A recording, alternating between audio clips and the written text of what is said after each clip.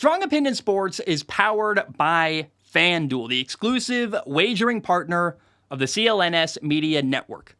Oh my goodness. Good morning, good afternoon, whatever it is for you. I hope you're having a fantastic day.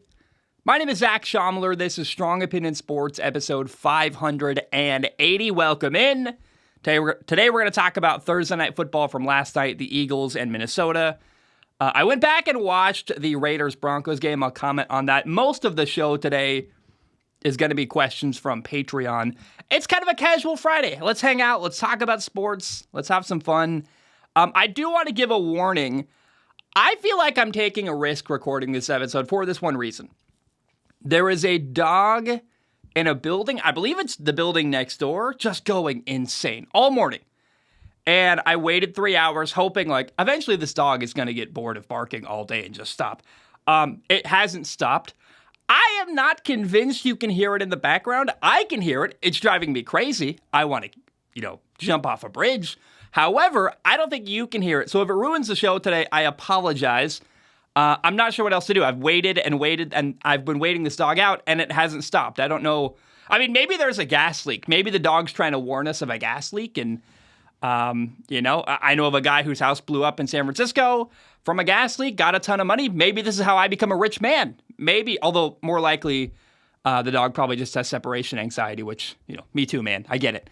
And I really got to say, I hope this doesn't become, like, if it's a new puppy next door and it's just going to bark every day for the rest of existence, oh my gosh, it's going to be very difficult for me.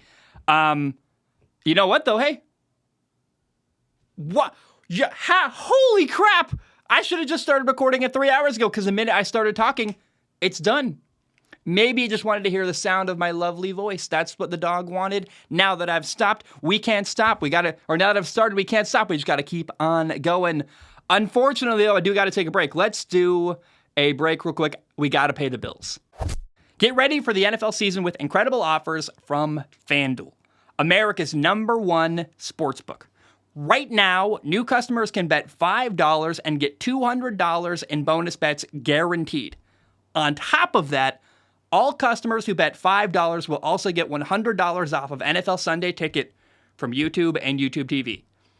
I use YouTube TV. It's great. That's literally how I watch all of my football. I highly recommend it. Now is the best time to join FanDuel. The app is easy to use, and you can bet on everything from spreads to player props and more. So visit FanDuel.com/Boston. That is FanDuel.com/Boston. And kick off the NFL season with an offer you won't want to miss. FanDuel, official partner of the NFL. Now, you must be 21 years or older and present in Massachusetts for this to apply. First online real money wager only. $10 first deposit required. Bonus issued as non-withdrawable bonus bets that expire 7 days after receipt. Restrictions apply. See terms at FanDuel.com/sportsbook.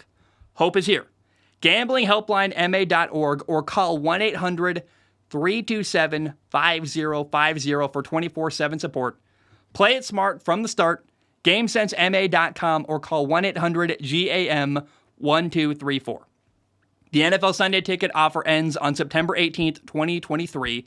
There are no refunds, and terms and embargoes apply. $100 off of NFL Sunday Ticket. That is not $100 off of YouTube TV. The YouTube TV base plan is required to watch YouTube TV. Sunday Ticket is an add-on on top of that. You get $100 off of NFL Sunday Ticket, the YouTube TV add-on. Redemption requires a Google account and current form of payment. Commercial use is excluded. Subscription renews. Cancel anytime.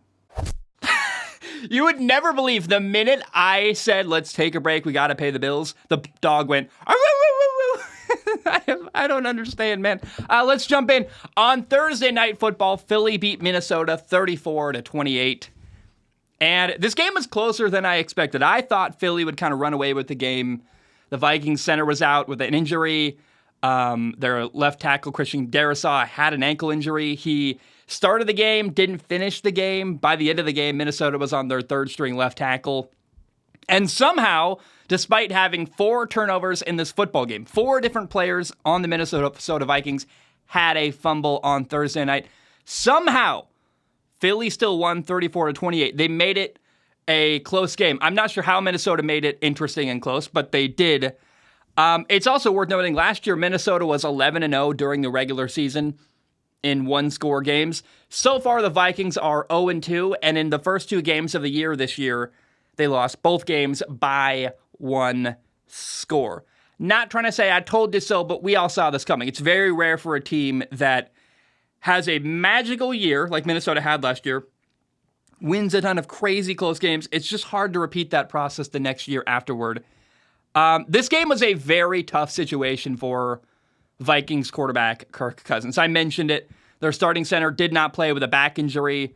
Their left tackle, Christian Darrisaw, was hurt. He started the game, but his ankle injury was acting up. He didn't finish the game. Then later in the game, the backup left tackle for Minnesota also got hurt. So by the end of the game, the Vikings had their third string left tackle playing. Kirk Cousins had a fumble, got hit from behind. It's kind of hard to fault him for that. Like, the offensive line was a disaster. Kirk was getting obliterated basically all night and somehow still put together a 4-touchdown game. He was 31 for 44 passing, 364 yards, 4 touchdowns, had the fumble, but I thought that, it's hard to watch Thursday Night Football with an understanding of football and not respect Kirk Cousins for that performance. I mean, you can hate on the guy. He gets a lot of hate, certainly, but the dude hung in the pocket, took a lot of hits all night long, and dialed up a lot of really good throws. Now, the toughest play of the game for Minnesota was that right before halftime, Kirk Cousins had a big completion to Justin Jefferson, their best receiver, who was reaching for the goal line, for the pylon, and fumbled. The ball went out of bounds through the end zone. That means it's a touchback, and the ball is given to the other team. I've always thought that rule was kind of harsh. I'm fine with that being a touchback. Why is it a turnover? I'm not really sure. I mean, if you fumble out of bounds, it's not a turnover. I'm not sure. I mean, certainly, I guess it should be penalized, and I don't mind the defense getting rewarded for a player making a mistake like that.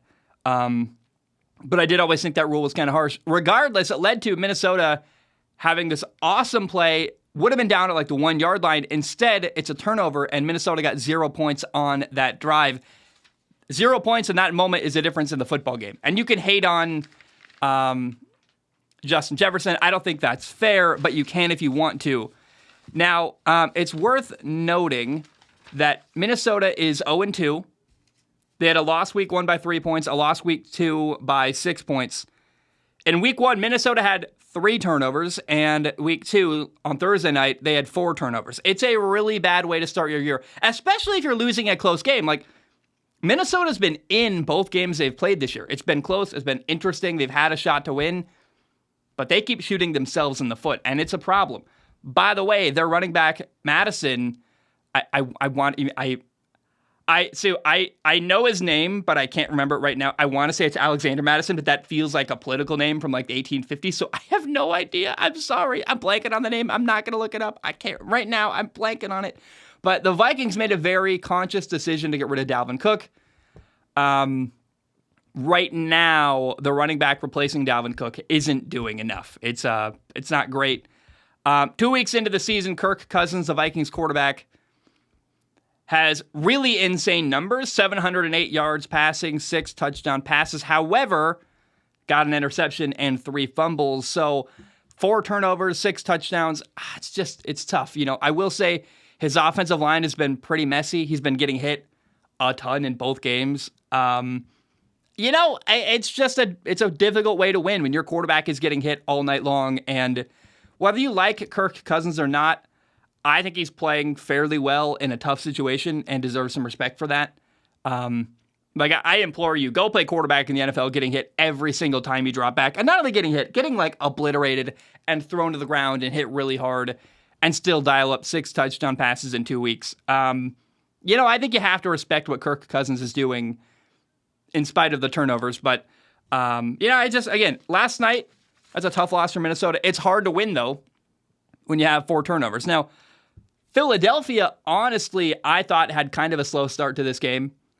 Jalen Hurts threw an interception early. They missed a field goal. I mean, there was a point in the first half of this football game where Philly fans were booing their own team, the Eagles. And it's like, wow, this is really, A, it's an impatient fan base, but B, Philly's not playing great. And it took them a little bit of a time to get going. Right before halftime, they had a long 16-play, 75-yard touchdown drive. It felt like that was the moment where Philly started to gain rhythm. And remember, Philly's got two new coordinators, a new defensive coordinator and a new offensive coordinator. And I thought there might be some hiccups early on. I thought they could have been better week one against New England. It was also a tough matchup against a good defense coached by Bill Belichick. And remember, in the early part of the NFL season, defenses usually have an advantage because there's less install, there's less stuff you have to do to be on the same page. And I thought week one was kind of a rough start for Philly's offense. This game against Minnesota also was kind of a slow start. But this drive, 16 plays, 75-yard touchdown drive, they ran the ball 13 of those 16 plays, and it felt like Philly and the new offensive coordinator finally started to go, okay, I know how to use my personnel. I know what we're doing here. They ran and ran and ran and ran the football just all night long. They dominated time of possession. It was like 39 minutes to 20-something minutes. Jalen Hurts had 2 touchdowns with a quarterback sneak, and I gotta say, in short yardage, whether it's 4th and 1, 3rd and 1, the goal line, goal to go, Philly is unstoppable with the QB sneak. And in the past, they've won because they pushed Jalen Hurts from behind. It's still legal to do that, at least for one more year. They're going to reconsider the rules after this year. But there are times where, like against Minnesota, they didn't need anyone pushing Jalen Hurts. He was just getting like 3 yards. The push from that offensive line is incredible. And the Eagles' offensive line, it cannot be overstated enough. They were dominant on Thursday night, which is a terrifying reality. They've got, I think, a young defensive line, a rookie defensive tackle, but they're getting better, and there's a lot of potential there. And they're still a good defensive line. They got after Kirk Cousins like crazy on Thursday night. And the offensive line in Philly is horrifyingly dominant. DeAndre Swift had 28 carries for 175 yards and a touchdown in this football game. Remember, week one, DeAndre Swift had 1 carry for 3 yards. It feels like Philly is figuring it out, figure out how to use their players, what their players are best at. I give credit to Minnesota. They hung around the game.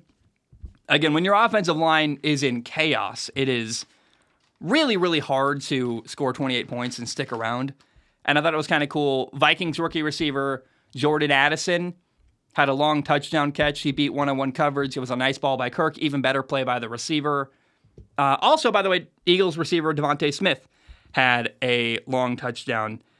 And it's funny, remember when people said Devontae Smith was too small to play in the NFL? I mean, he only won the Heisman Trophy. Clearly, he was garbage at football in college. He had 4 catches for 131 yards and a touchdown. But, one moment that I think grabbed some people, and I've seen headlines today, polarizing stuff. It personally was totally inoffensive to me. I just didn't, I can't pretend. When I don't think something's a big deal, I can't force myself to go, oh my gosh, can you believe what blah, blah, blah happened? There was an incident on the sideline where, incident's not even the right word, there was a moment where A.J. Brown, who had 3 catches for, I think, like 37 yards, 37 or 17, it was some really small amount of yards. It's trivial. It was just he didn't have a big game. And A.J. Brown was frustrated and was talking to Jalen Hurts in a heated manner, like, get me the ball, what's happening, are basically the things he was saying. And people have gone off on A.J. Brown and got really mad at him. And he did get 2 targets after that. One was kind of a no call and a deep ball. One was a play that he almost had for a touchdown against one-on-one coverage. 3 catches on the night. I wasn't bothered by, A.J. Brown talking to his quarterback in a heated manner. Like, I think if you catch A.J. Brown today, he'd say, yeah, I want to win. I don't care what my numbers are. I want to win. But in the moment, you want the ball. And I think part of what makes A.J. Brown a good receiver is that competitive spirit. And I can't get myself fired up. I mean, part of your job as a quarterback is to manage personalities. I've done that my entire, I don't do it anymore. I did that my entire career. I had a couple of receivers who, they wanted the ball, and they would tell you, and they would even say, I could play quarterback, man. They would really, razz me up, and they would smack talk me when they were frustrated. And you just have to manage that situation. I think, I just don't find any offense. I wasn't bothered. I'm not angry about A.J. Brown getting, heated at his quarterback. It happens sometimes. It's part of football. I would imagine today in the locker room, they're fine. I just don't I can't get myself riled up about a moment where a quarterback and receiver have a little bit of a jaw, and the receiver is upset he wants the football. Good, you should be. Yeah. What kind of receiver doesn't want the football? I've never understood that, people getting mad at the receiver for that. And Jalen Hurts handled it really well. That's part of his job as a leader. I don't know, man. I feel like I have to bring it up because I know people want to hear about it, but I personally could not have cared less. I'm like, yeah, that's part of the game. Now, with this game, the Vikings had 4 turnovers. It should not have been as close as it was. I mean, there's just no world. I thought Philly was going to walk away and win by a lot in this football game. I think, if anything, you got to credit Minnesota for fighting really hard, hanging around. Kirk Cousins making a lot of plays at the line of scrimmage and handling a pass rush, getting obliterated all night. Every time he dropped back to pass was just a brutal hit. The offensive line was really struggling for Minnesota. And so you might not like Kirk Cousins. That's fine. I walked away admiring and respecting his tenacity, hanging in there all night, making it a close game.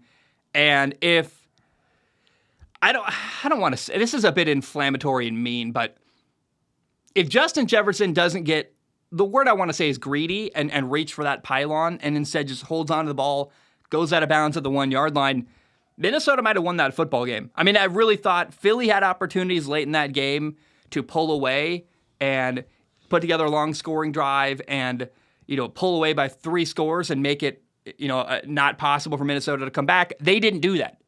The defense for Minnesota allowed them to hang around. Kirk made enough plays. I thought that was a winnable game for Minnesota. Obviously, anytime you lose by 6 points with 4 turnovers, it's a problem. But especially that play is one that, oh, man, that was a prime opportunity. And, I heard Kirk Cousins talk about that moment after the game.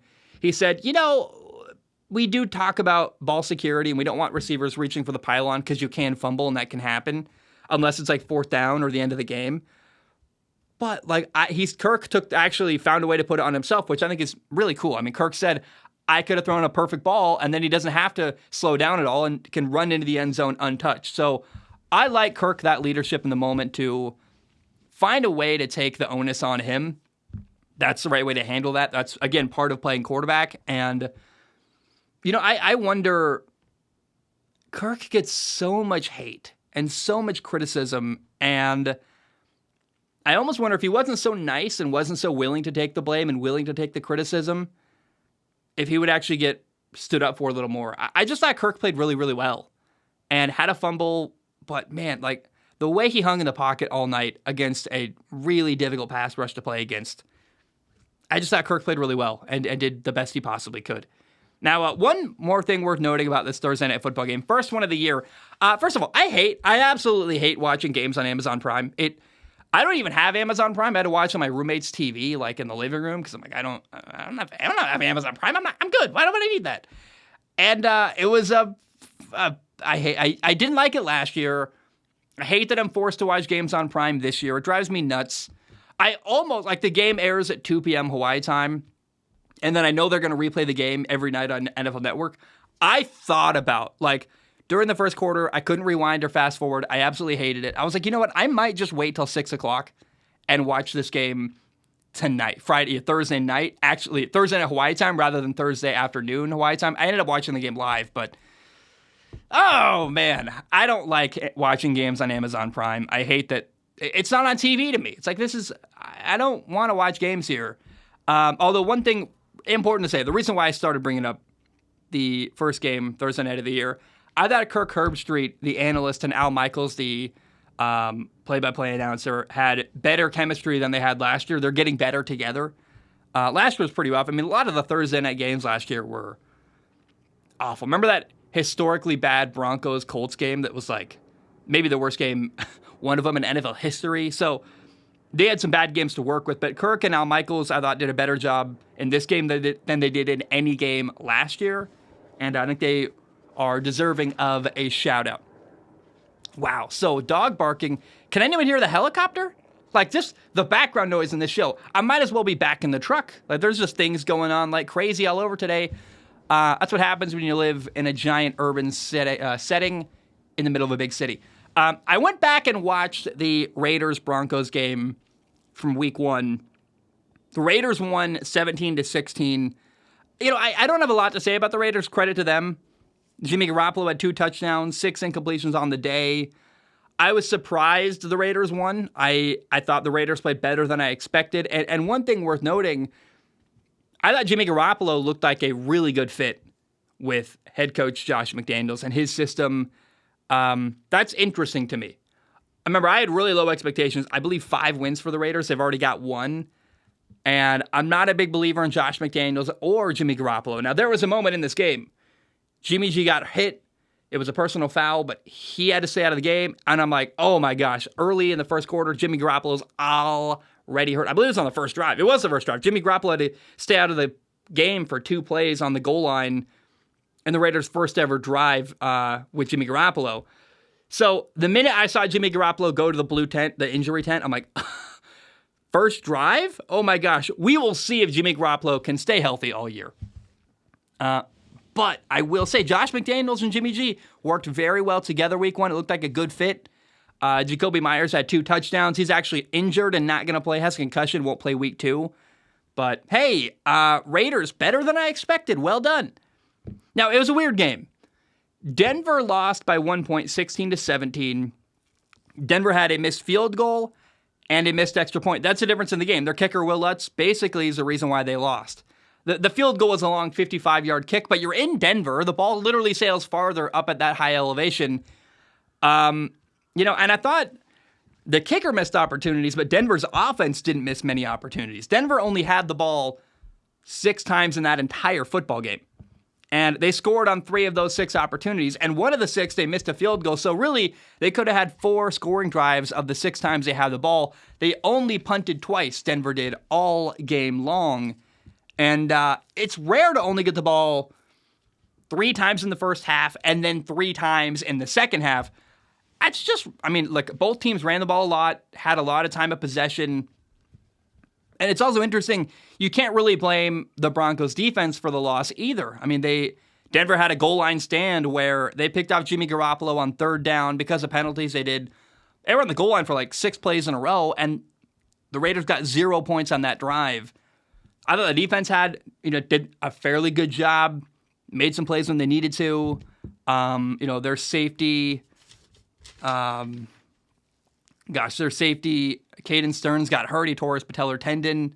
He's got a knee injury. Caden Stearns is out for the year. That's going to hurt their defense. But Russell Wilson played well. I thought that Russell Wilson, the Broncos quarterback, he's not the Broncos' new quarterback, but I do feel like we're seeing a new Russell Wilson with Denver. He was 27 for 34 passing at 177 yards, 2 touchdowns. Played a very clean game, 0 turnovers, very few incomplete passes.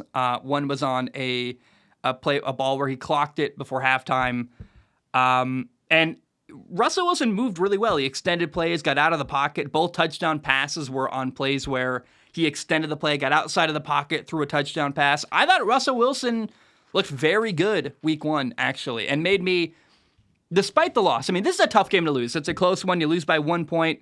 Your kicker has 2 big kicks he misses. You only get the ball 6 times all game. You have 4 scoring opportunities in those 6 possessions. I think despite losing week 1, Denver was really solid. They had no turnovers. They did have 10 penalties, which can be cleaned up. But the Raiders, also had 10 penalties. In fact, the Raiders actually had more penalty yards than Denver did week 1. I walked away. They didn't win, which, you always want to win in the NFL. But I was actually like, okay, hey, Denver's got something there. The Raiders are better than I thought. And Denver, Russell Wilson looked good. And if Russell Wilson had the ball more times in that football game, I think he would have put up even better numbers. And I understand.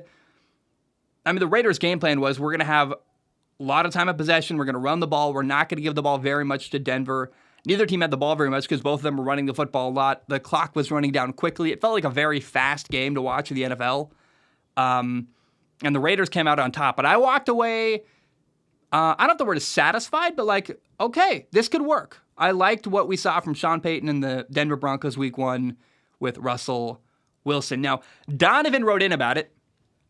Donovan said, greetings. This is on Patreon, by the way, patreon.com/Zach Schaumler. Donovan said, greetings, Zacchaeus Schaumleus. You can just call me Zack Attack. That's fine. I don't need all these Zacchaeus Shamleus. Well, no, I love you, Donovan. We can do better. My name is Donovan, and I'm a Broncos fan. We lost to the Raiders 17-16, and it's a sad day for us in Broncos country. But I do have optimism for the year. I'm not going to cry about our kicker missing a PAT and a field goal, but just going to acknowledge that it happened. My question for you is, does Russ look good again? He says, I believe Russell Wilson was navigating the pocket well, hitting his open receivers and making good calls at the line. He only had 2 incompletions, one of which was a spike to stop the clock before halftime.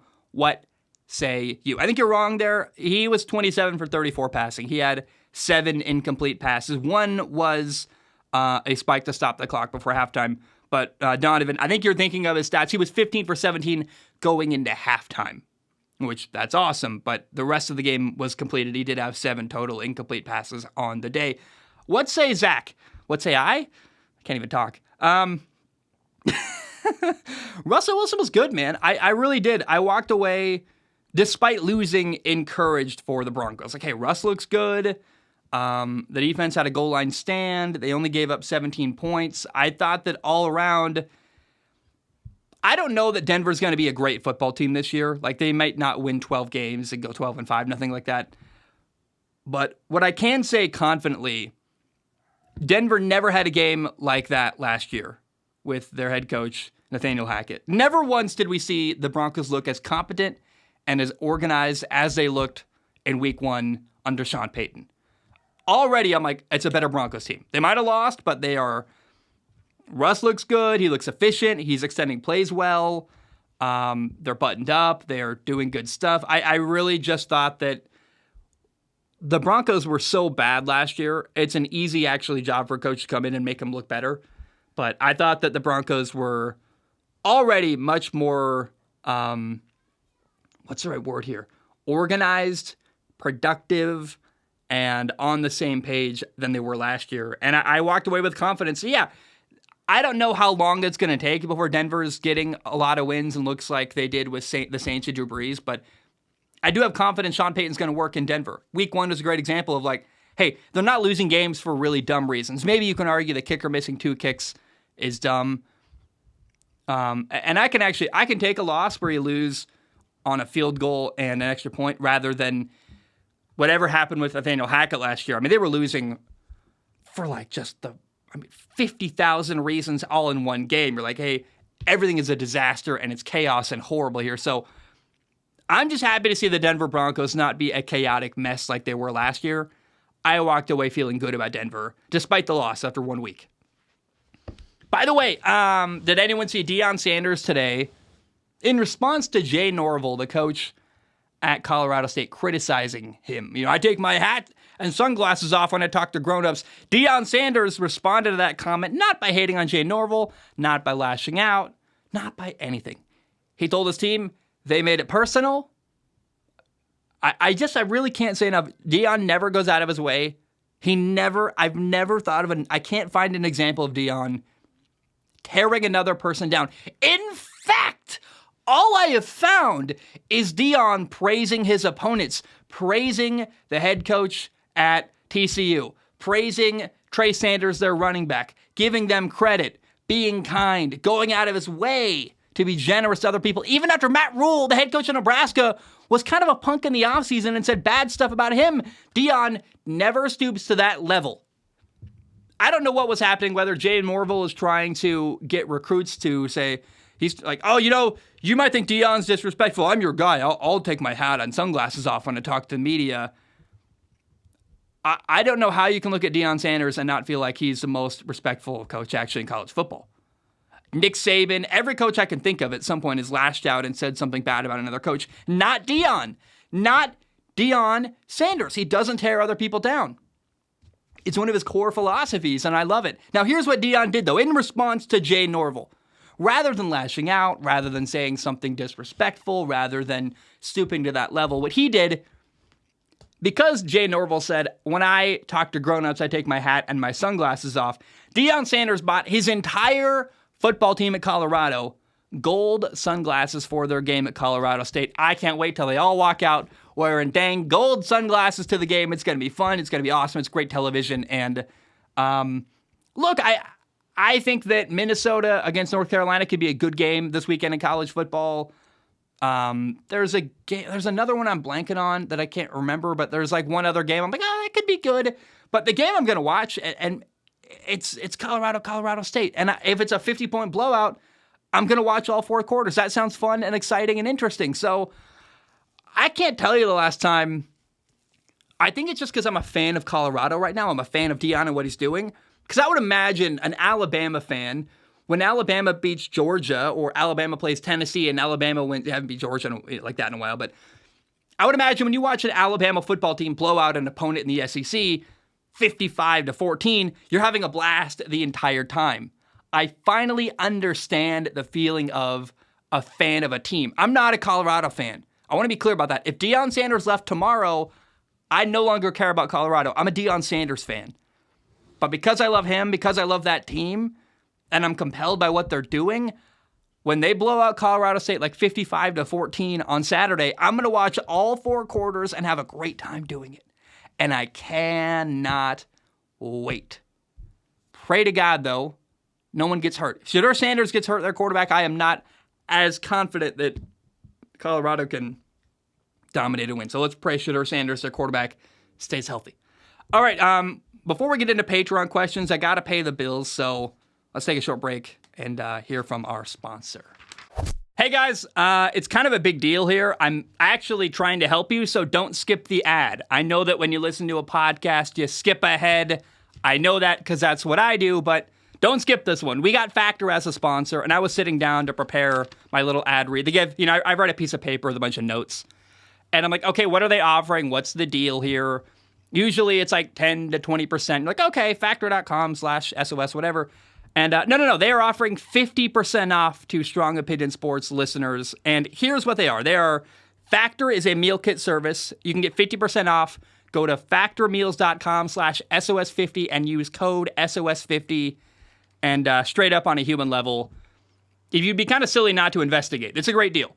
Factor is a meal kit service. They send you ready-to-eat meals. They're easy to prepare. For me, they showed up in a box with a bunch of high-quality ice packs. You take them out of the box, you put the meal kits in the fridge, and when you want food, you go to the fridge, you take it out, you put the thing in the microwave, you heat it up, 2 minutes later, you've got a really good meal ready to go. Now, the microwave part made me kind of go, what is this? Is it a bunch of TV dinners? Like, what is this crap? No, this is phenomenal food. It's high quality, it's never frozen, and compared to all the other options you can have for a quick and easy meal, it kind of kicks booty and is phenomenal. So, what I really think is interesting, too, there's so many ways to customize your order, whether maybe you're on a diet and you're like, hey, I'm trying to cut calories. There are low-calorie options. Or maybe you just want really good food that's easy to make and doesn't take 30 minutes to an hour out of your time cooking during the day.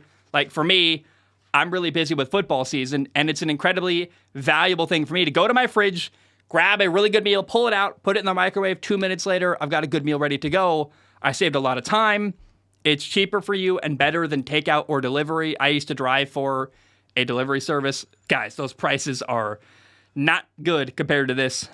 So, again, it's just nice to have the fridge loaded with high-quality, good meals that are easy to prepare. And you can get 50% off of this meal kit service. Do the math. That's a really good offer. So, head to factormeals.com/SOS50 and use code SOS50 to get 50% off. That is factormeals.com/SOS50. Use code SOS50 to get 50% off. Again, code SOS50 at factormeals.com/SOS50 to get 50% off. And guys, it's a great offer. You would be silly. I'm trying to help you. Like, that would be a great thing to investigate because it's legitimately a great deal. Food's expensive right now, and having food that's great and convenient and not terrible for you is a rare thing. So investigate it. factormeals.com/SOS50. All right, we are back. Hope you're doing well. The dog has totally stopped barking. Again, I don't know if it's the soothing sound of my voice or maybe the owner got shamed into putting their dog somewhere else so he couldn't bark like crazy. I'm not really sure. I'm just grateful that my ears aren't ringing after 3 hours of waiting for this dog to be quiet. If my neighbor's listening, I love you. No disrespect. Whatever you did, if you did something, I am grateful. And hey, do what you gotta do for your dog. I'm happy. I can wear headphones most of the day. It's just hard. If you're out there, I'm looking at my window. I don't see anything. It's covered. But if you're out there, neighbor, I got no ill will towards you. I love you. It's really hard to record a podcast with a dog going crazy. Let's jump into questions from Patreon. If you want to support the show, let me back up. I say that too fast every time. If you want to support the show, the best thing you can do is go to patreon.com/Zach Schaumler. Patreon.com/Zach Schaumler. It's $1 a month, $12 a year. You can donate more if you want to. Please do. It literally pays my rent. But $1 a month gives you access to submit questions on Patreon. I do not guarantee to read your question on the show, although let's be clear, I read most of them. I really try. The only thing I do guarantee, though, I look at every single write-in with my eyeballs, and I pick the top couple to read on the show. So guys, write into the show, patreon.com/Zach Schaumler. I also want to say, I looked at I for a long time was really good at keeping up with Patreon messages. In the last 2 months, I would have always a hanging chat, one or two I hadn't read.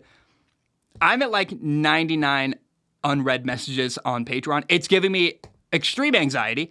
It's something I want to try to get through on Friday and Saturday. I like responding to people. I like talking to people. I beg you, be patient. My eyeballs can only hold so much space, right? I can look at every post. I read all the Patreon questions.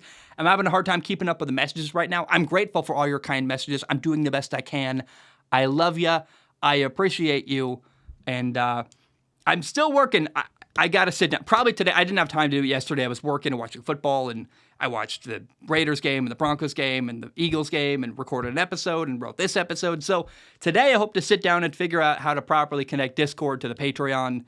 That's coming, and that is something I can't wait, because I want to have just a group chat where we can all hang out and share memes and have fun. And actually, someone shared a meme today. My friend Logan made a meme. Remember, if you listen to episode 579, Patty Nuts wrote in on Patreon before the Giants game and then edited his question during the Giants game. He was so excited about the Giants game. Then they got embarrassed 40-0. So Logan made this meme. If you're watching YouTube, I'm just going to put it on screen. And it's making fun of Patty Nuts 22. I love you, Giants fan. You're funny. And humiliation, man. It's a horrible thing. And Giants fans, I'm sure, felt it a lot during week 1. The dog's going again. It's fine. It is what it is. I don't think you guys can hear it. If you can, again, if it's ruining the show, I'm sorry. It's ruining my life. My head is spinning, and I'm having a hard time focusing, but I think we're all good here. Question number 1 today. Phoenix Fife wrote in. Phoenix is in the Patreon League. Love you, Phoenix. Says, hey, Zach, hope all is going well on the tiny island. It doesn't feel tiny to me, by the way. I gotta say, the island is takes an hour to drive all the way around it. I'm so happy with that. You know how, when I lived on the West Coast in Oregon, I lived in Hillsboro, Oregon. My family lived in Vancouver, Washington. It would take me an hour to drive to see my family. And that's a drive you're expected to make because it's supposed to be close. Here in Hawaii, no one expects me ever to drive to the North Shore of the island. They're like, that's too far. Screw that. I love that. I hated that the beach was 2 hours away. Seattle was 3 hours away. Anything interesting was at least 2 hours from my house. Everything now on the tiny island, there might not be a lot of options, but I like that I never have to drive far to get anywhere interesting. Oh my gosh, I love living on the island. It's just I got cheap rent. I'm paying $600 a month. It's amazing. I'm very lucky. And frankly, I'm just happy in my little world. I never have to leave. I've got the beach near me. I don't have to go anywhere. I don't have to drive really far. I don't have to have the burden. My family, I would get off work at my HVAC job, and it would be 6 o'clock. I'm on the Oregon side of the 205 bridge. They would be in the Vancouver side and say, hey, want to come over for dinner? And it's that's an hour and a half driving through traffic to get to dinner. Then 45 minutes back with less traffic to go home to sleep in Hillsboro at night. Dude, that's so much driving. Plus, I might commute to work in the morning. No way. I do not miss driving anywhere. I love, if you call this a tiny island, works for me. I love it. That was a tangent. I'm sorry. Phoenix wrote in, I almost said at the beginning of the episode, this was going to be a short episode. And then I was like, it never is, Zach. It never is. It's not going to be this time. You always find a way to talk for at least an hour. Phoenix writes in and says, I have less of a question and more of an observation. Tua looks more confident than ever. I keep seeing interviews of him talking, and every time he opens his mouth, I hear nothing but self-confidence and I don't care what you say about me kind of attitude. And I don't care what you say about me kind of attitude. I think you can even see this attitude when he played week 1. He played like a guy who was super confident and not like one who has been told over and over again the last couple of years how average and bad he is.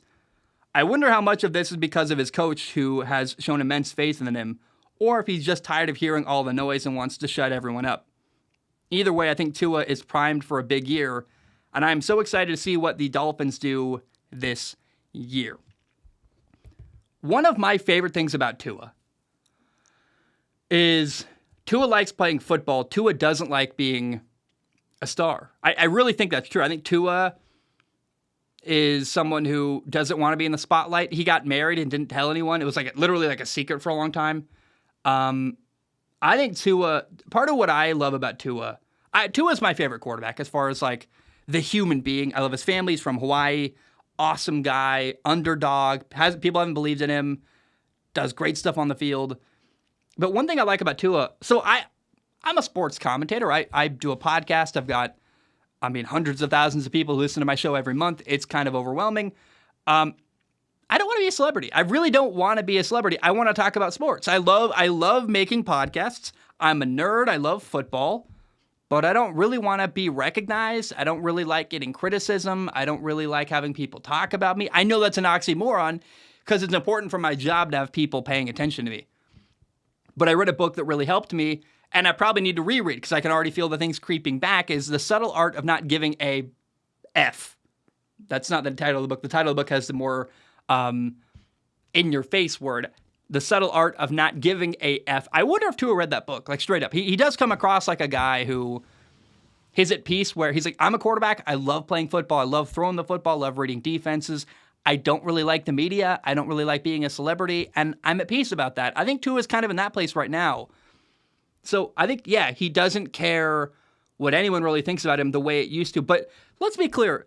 Not giving a blank what people think about you doesn't mean you're an a-hole, doesn't mean that you're rude or obnoxious. It means that you're at peace and you like who you are, and other people's opinion of you doesn't change what you know about yourself. It's the same type of confidence that Deion Sanders has.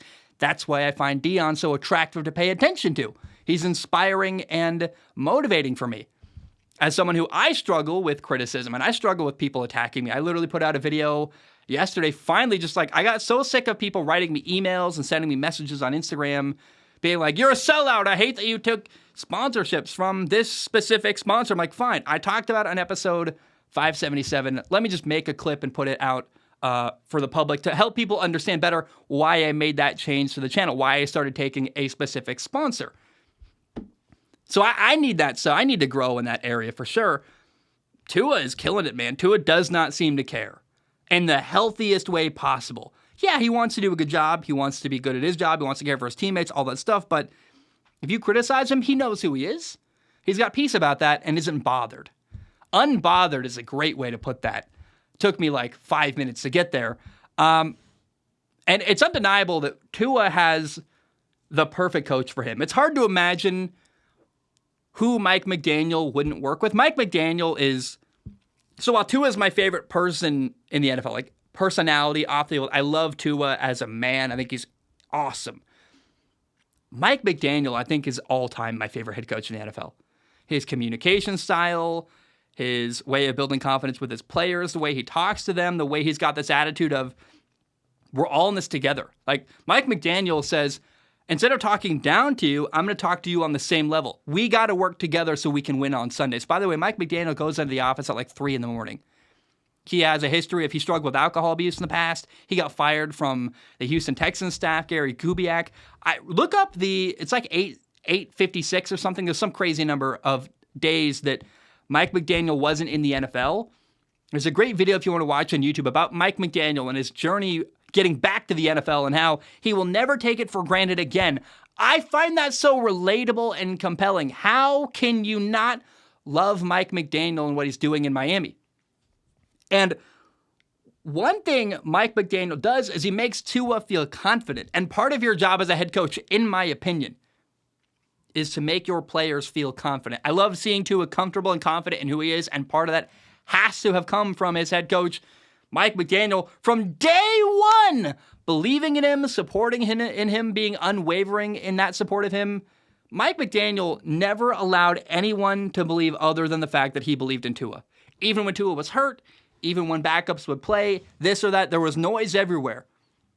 Mike McDaniel was unwavering in his support of Tua. And if Tua has the year he's on week one, he had 466 yards, bunch of touchdown passes. If that continues all year, it will be a return on an investment from a head coach, Mike McDaniel, believing in his player, Tua. And how awesome is that? Sometimes all we need is someone to believe in us. Mike McDaniel believed in Tua. And that's part of why that's my favorite quarterback coach tandem in the NFL. I love Mike McDaniel. I root openly for Tua. I love to see them winning and doing well together. All right, Matthew writes in. Matthew says, "Hey, Zach, with the crazy news of Aaron Rodgers going down, the Jets seem to be scrambling to find a new quarterback, at least according to the media. Currently, they seem stuck with their guy, but let me cook up an idea I haven't heard anyone really talk about. If the Jets can hang on till late October-ish, what if they can trade for Kyler Murray? I think it would provide some clarity to Arizona because they will. It will provide some clarity to Arizona's will they, won't they, with Kyler, and could be what puts the Jets over the edge. It seems unlikely right now, but it was just a fun idea I had. It does seem unlikely. Let me say first, I think that the idea the Jets are scrambling to find a backup or a new quarterback instead of Zach Wilson, I think that's just the media. I think that's the media looking for narratives, looking for things to talk about, trying to fill time on their shows. I don't think it's a real conversation. I think the Jets are very comfortable and happy with Zach Wilson, and that's their quarterback the rest of the year. And of the options they could trade for, like Jacoby Brissett, Davis Mills, they've got a bad offensive line in New York with the Jets. So you're going to have a new quarterback come in who's not very mobile, has low potential, and doesn't know the playbook. It doesn't make any sense to me. And I don't think it makes sense to the Jets. I think Zach Wilson is their quarterback. He can actually run and escape pressure when he needs to, more than anyone they could trade for. They're invested in Zach. He knows the system. He's been there for years. They like him. They know how to work with him. I think Zach's the quarterback in New York this year. Aaron Rodgers is out. Zach Wilson is in. And that's the plan. I don't think it's going to change. But trading for Kyler Murray, part of my lip, that's weird. Trading for Kyler Murray midseason wouldn't help the Jets. It's tough to learn a system that quick. Like we saw Deshaun Watson join the Cleveland Browns midseason last year. He never looked very good. I mean, it's just hard to, when you're that far behind, you haven't been with the team all year, you can know the playbook, but if you haven't been there for the beginning of the year as they make changes and adjustments and install new things and take other things out, you're never going to be caught up. And so Kyler Murray wouldn't be able to come in midseason, play at a high level, and lead them to a Super Bowl. It's just not going to happen. I don't think Kyler, without knowing the system, could come in to the Jets like week 11 or 10 or 9 or whatever, probably week 9 because that's the trade deadline's week 8. I don't think he could come in week 9, be their starting quarterback, and lead them to a Super Bowl. It's just not feasible for him to come in and play better than Zach Wilson could in that short an amount of time. On top of that, it looks like Rodgers wants to come back next year. Aaron Rodgers is planning to be the quarterback next year in New York for the Jets. And you wouldn't make a trade for Kyler Murray because then you've got Kyler and Aaron on your roster for next year. And if you trade away valuable assets to get Kyler Murray to help you win a Super Bowl this year, you're trading away valuable players that can help you be a good team in the future with Zach Wilson or Aaron Rodgers in the future. So, yeah, Kyler Murray trade isn't going to happen. That's why probably no one's talking about it. But I also don't know that we should be talking so heavily about the Jets trading for a new quarterback anyway. It's just not a realistic conversation because I don't think it's one the Jets are actually having. NickFlames wrote in with a really good, I like this. NickFlames, awesome write-in here. It's more of a, I don't know that it's a long write-in, and I don't know how much of it's a question, but it's really good. NickFlames says, "Hey, Zach." Oh, God. I messed it up already. Hey, there should be a comma there. Come on, one second. I need to take a break. I got something on my lip. It's like sticky. It's weird. Okay, NickFlames writes in. Nick says, hey, glad to see Zach back. I wrote in today to talk about whether Brandon Staley deserves a chance to still be the Chargers head coach. I would say no. I think Brandon Staley deserves to be let go of. He is a good man and a person, he is a good man in person, and I would hope he would bounce back as a coordinator. What I saw in the Chargers game made me think he deserves the axe, though. NickFlames continues, a defensive head coach with Joey Bosa and Derwin James could not manage to win a game where they scored 34 points. Kellen Moore would be a better head coach. It is a problem as a defensive head coach when your defense has been consistently bad every year, and that is your coaching expertise. Is Brandon Staley an elite leader? No. Does he consistently bring in a great staff, i.e. Jim Harbaugh or John Harbaugh? No. Is he a tactician who elevates his side of the ball? No. Does he rally the troops effectively and make good adjustments as the game progresses? No. Is he an elite game planner before the game begins, i.e. scripted plays? No. Is he great at managing the clock or throwing challenges, the little things? No. Example is the timeout in overtime against the Raiders that one year, which made them kick a field goal to win. So why should Brandon Staley still be here in LA? When you look at the Chargers roster, the O-line is there, the quarterback is there, they've got high-level wide receivers, a good run game, and a defense with good pass rushers and an elite safety. So what is holding them back every year? It's Brandon Staley's inability to call a game, plan a game, and construct an offensive or defensive scheme. That is not even mentioning his affinity for choking, i.e. the Jaguars' playoff loss where they were up 20-plus points at half. Tell me what you think, Zach. Do you agree? I tend to agree. I think Brandon Staley is a very nice man. I think he's created a work environment that is comfortable, and if it was HVAC or I don't know, a regular office job, that's awesome. Unfortunately, you don't need just a comfortable environment. In fact, you could argue the Patriots' environment is very uncomfortable and they win a lot. What you need to do is win games in the NFL. And I think maybe Brandon Staley should go back to being just a defensive coordinator, see if that works. I don't think he's a hopeless coach. When he was the Rams defensive coordinator, he was a good coach. He was smart. And I think it's possible that maybe now Brandon Staley just has too much on his plate, too much responsibility, not enough ability to focus on what made him good as a defensive coordinator. But the Chargers so consistently underachieve. And that opinion is based on the recent years. It's based on week one. We will see how the year goes. But I was very disappointed when the Chargers didn't make an aggressive move. I thought they would. I was hoping. I was so hoping they would make an aggressive move to go get Sean Payton, who's now the Denver Broncos head coach. They didn't. He literally went to a division rival. Can you imagine Justin Herbert coached by Sean Payton?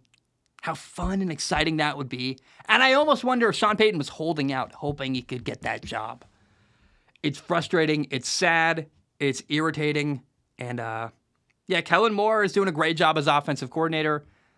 Maybe, you can't keep Brandon Staley, but he was once a good defensive coordinator. I think you need to get a coach who, I don't know that, I worry about elevating Kellen Moore to head coach. Would that be too much responsibility for him as well? But it certainly, what's the Peter principle where you can get promoted so far that you fail? That's what happened to Brandon Staley. He was a young, exciting, awesome defensive coordinator who got promoted to a head coach position and is in over his head and not doing very well. Nick wrote in. Nick said, howdy, Zach. I love howdy. It's always fun.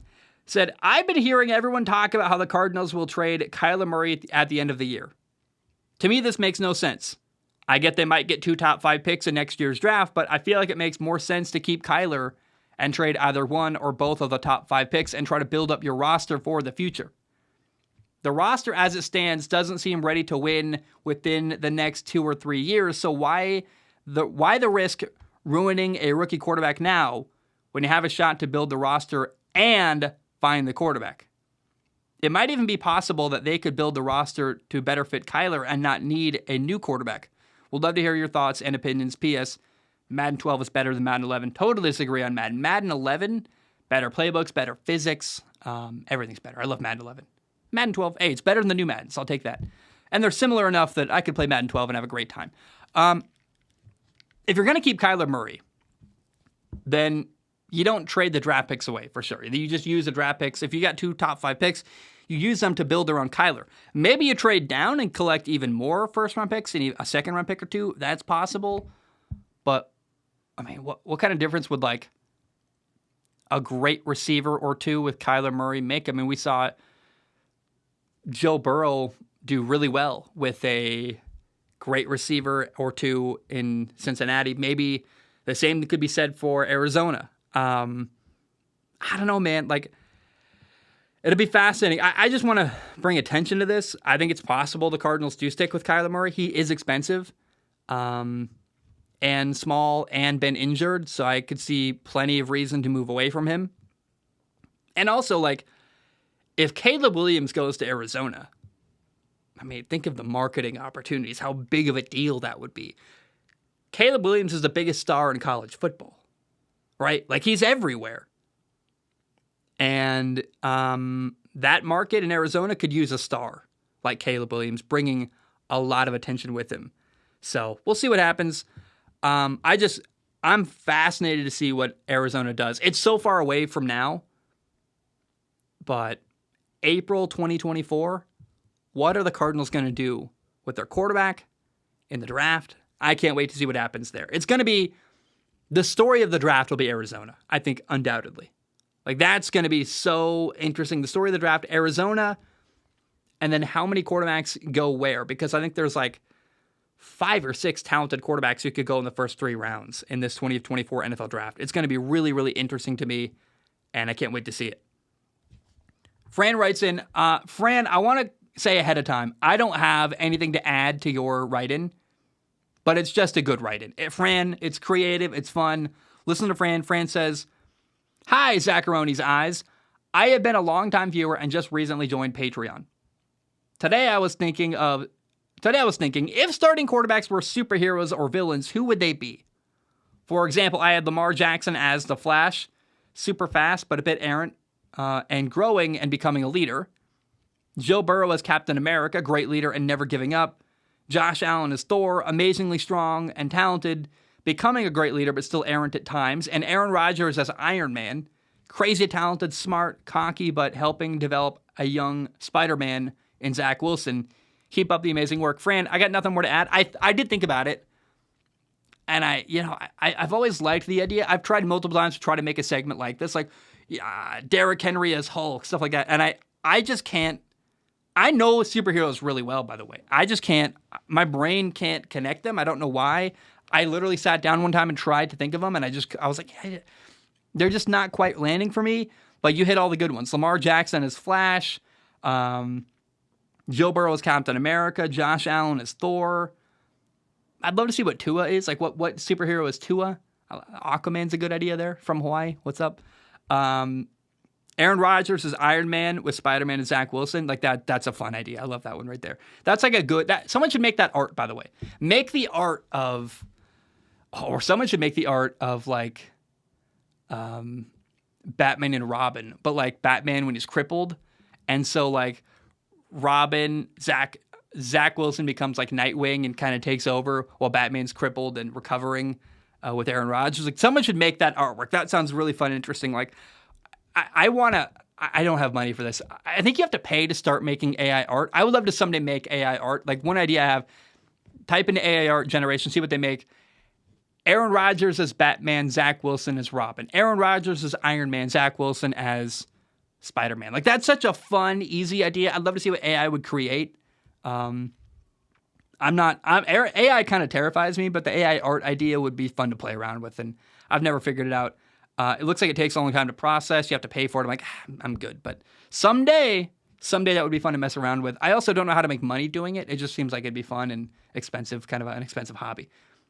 Ricardo writes in, Ricardo says, hey, Zach, weird question, but have you ever considered a rebrand of your logo? If so, I think it would be fun to have a competition between your viewers to see who could come up with the best concept. I'm probably not going to change the logo to the show, but I'm always open to cool art. I love hearing and seeing the new ideas people have. And I want to say this. If you send in really cool artwork you make for Strong Opinion Sports, I will 1,000% put your artwork into the show. That sounds awesome. I'll be like, hey, look what this cool guy made. And if you're like an artist on Instagram and you want to shout out, 1,000% reach out to me. I'll put your art on the YouTube channel. I'll put it on screen. I'll talk about it. I'll have fun with it. I'll promote you. That just sounds like fun content to make. So feel free to write in. If you make creative, Strong Opinion sports stuff or really any sports stuff, I'll promote your artwork. I think that's fun. That's interesting. I like doing that. That would be awesome. Now, Ricardo wrote in with another second half of his question that was flattering to me. Oh my gosh, man. Honor of a lifetime. Not really, but man, it's pretty cool. He says, I don't know if this has been asked already, but if it has, I'll leave you with this. Oh, I think he meant he was finishing up with the logo question. There's not a space there. Ricardo says, I always make a roster in Madden with a bunch of my friends on my team. It gives me backyard football memories. And I always make you, Zach, my head coach. We made it. Ha! I'm a Madden head coach, baby. Let's go. I think that's awesome. I love that. That's just cool, man. That's flattering. That's exciting. Thank you, man. That's silly and fun, and I totally love it. Lionheart writes in. Lionheart says, hi, Bengals coach and Nebraska football legend Zach Taylor. We do spell it the same, ZAC, baby. The popular opinion right now is that the Bengals won't be able to keep their wide receiver room together. I think this is totally wrong. To people who say they can't keep everybody, my response is that they are already not keeping everybody. CJ Uzomah and Hayden Hurst were really clutch players for the Bengals the past 2 years, and both of them ended up walking away in free agency and getting paid elsewhere. Jesse Bates and Von Bell were one of the best safety duos in the league, and both of them walked away in free agency to get paid somewhere else. Larry Ogunjobi had a great year last year with the Bengals, had a great year with the Bengals in 2021, where he walked away in free agency and earned a $40 million contract with the Bears.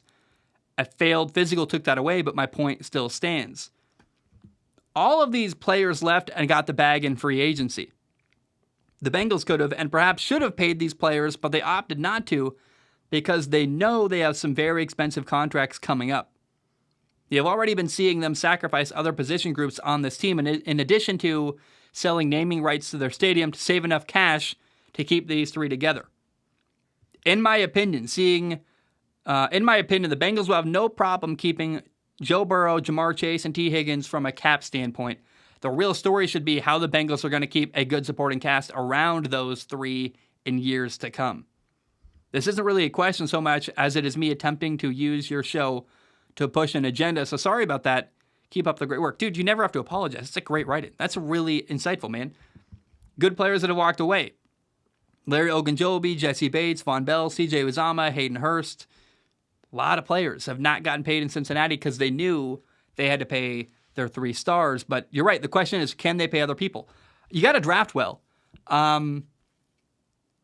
Green Bay does a great job of this. Green Bay doesn't get a lot of free agents that come to Green Bay. They have to draft good linemen, draft well, and they've done that a lot. The Green Bay Packers drafted really well and have often. They don't get really a lot of credit for it.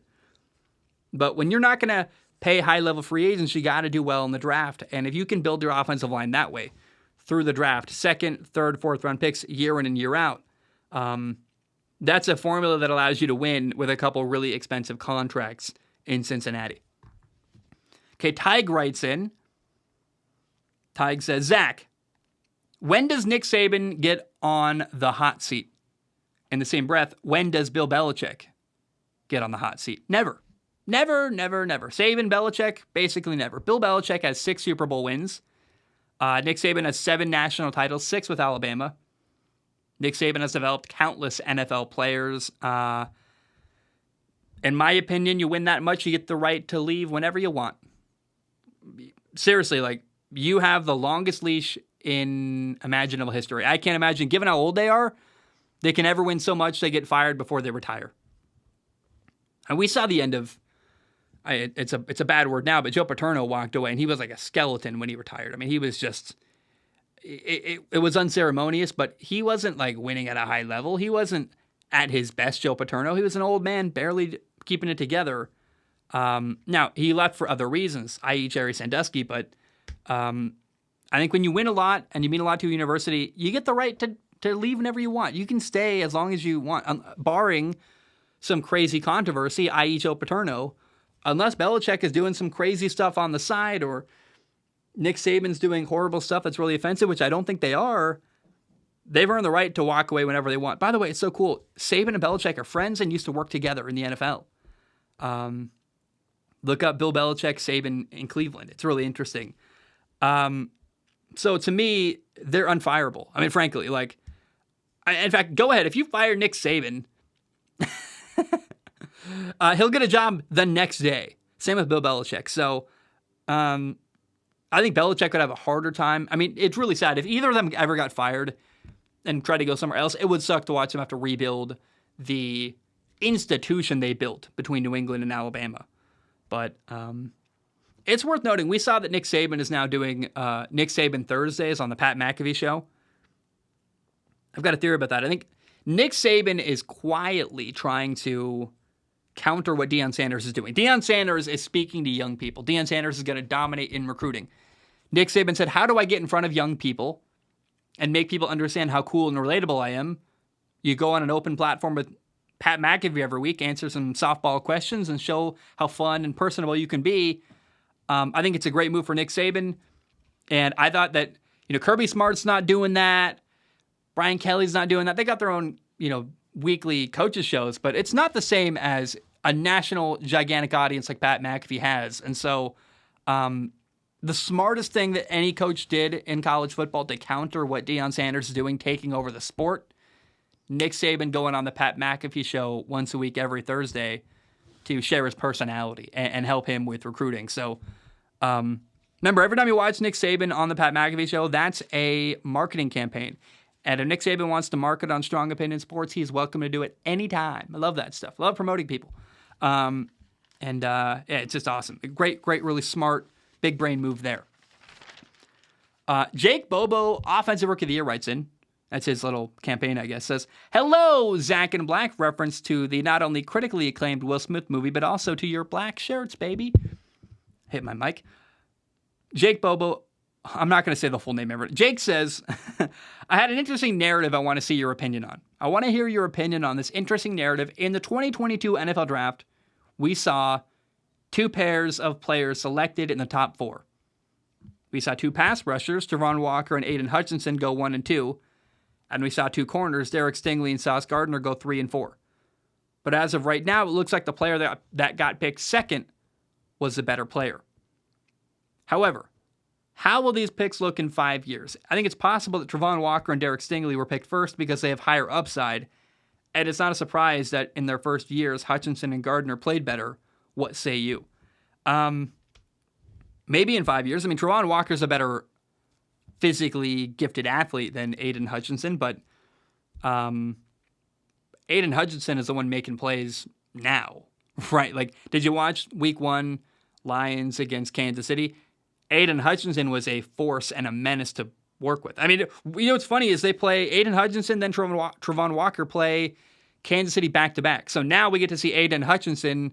We got to see Aiden Hutchinson Week 1 against Kansas City. Now we get to see the guy picked ahead of him, Travon Walker, in Week 2 against Kansas City. That'll be interesting. Derek Stingley, maybe 5 years from now, is better than Sauce Gardner. Who cares, though? The Lions are winning now because of Aiden Hutchinson.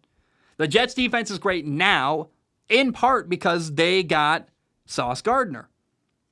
Neither team, the Lions or the Jets, had the affordability to wait 5 years. They needed an impact player right away. They needed a guy who could step in and play well immediately. That's basically what Sauce Gardner and Aiden Hutchinson have been for the Lions and the Jets. I will say if Travon Walker doesn't work out, he's a worse miss because, Aiden Hutchinson on the table. You knew he was there. You didn't draft him. I think Derek Stingley, part of what Derek Stingley hasn't been as great is he doesn't have a great pass rush. Like, Sauce Gardner is amazing. I'm not trying to take anything away from him. But it does help that opposing quarterbacks get a lot of pressure on them. And, when you got a great defensive line, it makes your corners better. Derek Stingley does not and has not had that. But Jake, write in again in 5 years. We'll talk. I think it's an interesting idea. It's an interesting conversation. Someday someone should go through the amount of times I say, let's revisit this topic in 5 years. Make sure I'm actually revisiting these topics, because I worry sometimes. I say regularly, we'll see how that works out 5 years from now. And then I feel like it's been 2 years since I said some of that stuff and I haven't ever revisited it. So I'm always afraid that I'm like, did I forget to revisit a narrative? I don't remember. So feel free to keep me honest. But Jake, that's my opinion on that. Last write-in of the day today. And then I've got a messy topic I want to end with. How long have we been recording for? Okay, well over an hour. We're fine. Not short every time. Dominic says, hey, Zach, love your stuff. I was wondering if you had any favorite college quarterbacks this year to watch. Watch out for UCLA's Dante Moore. My favorite college quarterbacks to watch, I love watching Quinn Ewers, a quarterback at Texas, man. That guy throws a beautiful football. I could watch Quinn Ewers in like a pro day setting in shorts and a t-shirt throw the football for like 4 hours. I just really, really like how he throws the football. His mechanics, his ease with which the ball comes out of his hand, all of it. I mean, I am a nerd for the quarterback position. I love watching quarterbacks play, and watching Quinn Ewers is just fun. As a guy who likes and appreciates mechanics and throwing motions, and I love watching a good spiral. That's what he does. He can spin it really well. Cam Ward at Washington State is one of my favorite college quarterbacks to watch that no one's ever heard of. I was hoping that Wisconsin game, which, by the way, he won. He beat Wisconsin. I was hoping that would get him national attention. It did not. I was disappointed by that. Cam Ward is such an underrated, really good player. Like, Cam Ward is so good. He could be a first-round pick that people go, who? Similar to like when Jordan Love got drafted out of Utah State. People are like, who? Who's Jordan Love? I'm like, now you know. Now you know who Jordan Love is. And Cam Ward is a guy, first-round talent, quarterback-wise, buried on a Washington State program, Washington State team that does not have any national relevance whatsoever. But if you're paying attention to Cameron Ward, the dude can play at such a high level. It's crazy to me that we're not hearing about it. It's criminal almost how much people are just ignoring what this really, really special playmaking quarterback can do in Pullman, Washington. It's like, guys, this might be the best quarterback Washington State has ever had. They had Gardner Minshew. They had Ryan Leaf. Ryan Leaf picked after Peyton Manning, the second pick of the draft. And yet, I think Cameron Ward is better. And nobody cares. I'm like, oh, we are so broken as a society the way we pay attention to quarterbacks. The other quarterback, you can't talk about. I mean, this is not just me saying it because I have to. It's also true. I absolutely love watching Caleb Williams, a quarterback at USC. There is a reason why he's the biggest star in college football. He can run around like Patrick Mahomes. He's a Houdini escape artist. He can get out of sacks. He can extend plays. He can run with power. He's got a great arm. And that's it. I think Caleb Williams is amazing, but similar to Caleb Williams, Cameron Ward can run around and extend plays. I have watched Cameron Ward make Mahomes-like plays where it's like 3rd and 22 and he throws for like 25 yards. It's 3rd and 19. He throws for a touchdown. You're like, that shouldn't be possible. But because he can extend plays and run around and keep a play long enough that a defense loses track of their receivers, he can make big plays. The guy has got a great arm. He's a special athletic talent. He's got great vision, ability to extend plays, keep his eyes downfield. Cameron Ward is amazing. And Caleb Williams is a similar talent level. I would actually argue, I think Quinn Ewers throws a better ball than Caleb Williams. Like, he's got a stronger arm a little bit than Caleb Williams. Caleb Williams, the ball gets away from him a little bit. Like, not gets away, that's the wrong word, but Caleb Williams doesn't have the strongest arm in college football. But he's a Houdini. He's great at extending plays. And I do wonder, like, in the NFL, a different game with better athletes, Drake May at North Carolina is way more raw than Caleb Williams. Caleb Williams is a bigger star, makes bigger plays in college, but has better players around him. Drake May might be, in the NFL, a slightly better player with different, better coaching in the NFL than Caleb Williams. That might be blasphemous, that might be crazy, but when I watch Drake May, I see Justin Herbert. And there's just not a lot of Justin Herberts running around the world and the planet of planet Earth. I want to end the show with this today, guys. I have never once talked about gambling on my show. Not really. And And I'm not going to here other than some inside baseball. I am fascinated by streaming services. Streaming services, Netflix, Disney Plus, Hulu, Paramount Plus. There's another one, Peacock. Like, people are all trying to make their own streaming service. That's like the game plan. And Disney is right now way too reliant on it. They're losing tons and tons of money. By the way, the money Disney's losing on Disney Plus could be offset by their CEO taking just a little bit less money. It's kind of ridiculous. But Disney right now is losing tons and tons of money on Disney Plus. And there's just so many streaming services right now between Amazon Prime, Netflix, Hulu, all of them. They're not all going to win, right? And we're building this model that's unsustainable with streaming services. I swear I'm going somewhere. Only a couple, 10 years from now, if any, are going to win. Probably Netflix, probably Amazon Prime. That's not going anywhere. Maybe there's room for one or two more. We're seeing a similar thing happen with gambling.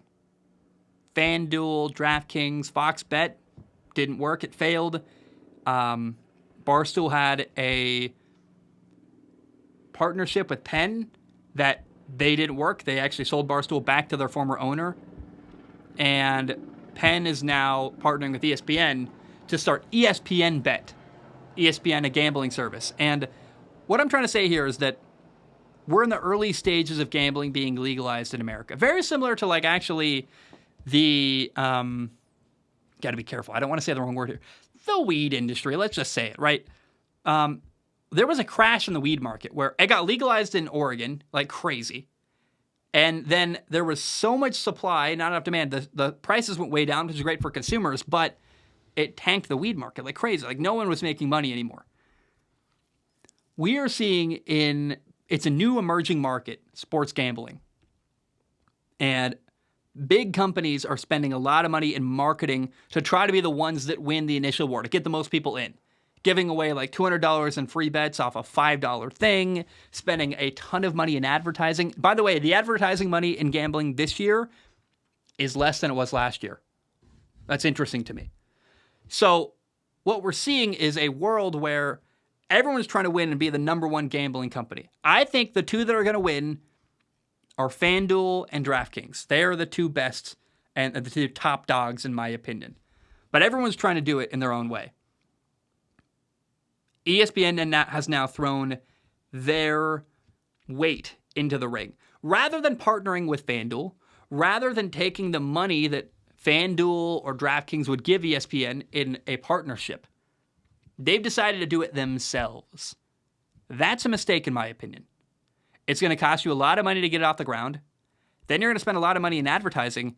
And if it fails, you're out a ton of money. When you could just take in and bring in free money in advertising from DraftKings or FanDuel. It reminds me of when the Pac-12 network was started. I used to work for the Pac-12 network. I got actually asked to work this weekend the Oregon State at Washington State game in Pullman. I'm like, that's a long commute from Hawaii. I'm good, but thanks for the invite. And the Pac-12 network, rather than partnering with ESPN or Fox, which, by the way, the SEC network partnered with ESPN. They had a big network helping them with all the stuff, the logistics, everything, and taking some of the financial burden. The Pac-12 was an idiot, said, we're going to do this all by ourselves. We're not going to ingratiate ourselves to ESPN or Fox or CBS. We're going to make our own network without anyone's help. Part of why I got hired was because I was cheap and I was young, right? They were not great financially. They were over-leveraged with a dumb headquarters in San Francisco, paying like millions for a space that was totally ridiculous. Should have gone to Salt Lake City where Utah was. Part of the death of the Pac-12 was that they spent money poorly. They tried to do stuff by themselves rather than taking a partnership and making it easier for them financially. ESPN is doing a similar thing. They're starting ESPN Bet. Rather than taking a partnership from FanDuel or DraftKings and just saying, hey, they've got a lot of money they want to spend in marketing, we'll take your money. Instead of putting any of our own money into our own gambling service, instead of trying to compete against you, let's work together, we can all make money here. ESPN is taking those giants on head-to-head. Massive mistake, in my opinion. It reminds me when the Pac-12 tried to start their own network, and it was a massive mistake that hemorrhaged money and cost them a lot.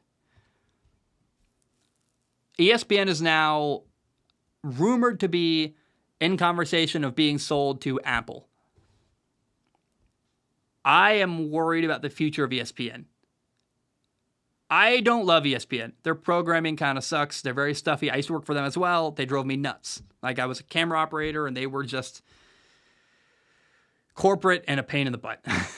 I ran cables for them. I did a lot of stuff for ESPN over the years. And I still think ESPN has value. I like ESPN. I work for them. They drive me nuts. I'm not a fan, but I use their website occasionally. I think they're awesome. And I worry about the existence of ESPN. As Apple's rumored to maybe buy them, they're taking on a ton of money to partner with Penn to do ESPN Bet, their own gambling service, rather than partnering with FanDuel, rather than partnering with DraftKings, the two big dogs in the space who I think would happily have a partnership with ESPN. They're like, we're going to do it ourselves. As a guy who does a sports show by myself, it's way harder to do everything by yourself. And I don't know. I don't know. I'm not going anywhere here, really. I'm throwing out this stuff saying I think ESPN is making a big mistake with ESPN Bet. I think they're going to spend a lot of money and it's going to do nothing. Fox Bet died really quick. They tried their own gambling service at Fox Sports and it didn't do anything. Got eked out of existence. And I worry that a similar thing is going to happen with ESPN and their new service, ESPN Bet. All right, guys, I love you. I appreciate you. Hope you have a great day. A lot of fun football this weekend. Can't wait to watch Kansas City at Jacksonville. Colorado hosting Colorado State. Sunday night football. Dolphins, Patriots. Tua Tagovailoa. Mike McDaniel. That Mike McDaniel topic I did during the Patreon questions, that might be a breakout. That was a good one. I really like that one. Guys, I love you. I appreciate you. Hope you have a great weekend. Shout out to the Denver Broncos. I thought they played pretty well. I believe they're playing, if I remember correctly, I think they're playing Washington this week, which is a really interesting game. They are playing Washington because I remember talking about how does the Denver offensive line do against a really good Washington defensive line, who, by the way, gets Chase Young back. It's going to be a great weekend of football. I love you. Thanks for hanging out with me on a Friday. Have a great day. I'll talk to you on Monday, or hopefully I'll record Sunday night. You'll probably hear it Monday. I love you. I appreciate you. Have a great weekend. Enjoy the football. And bam, we are done.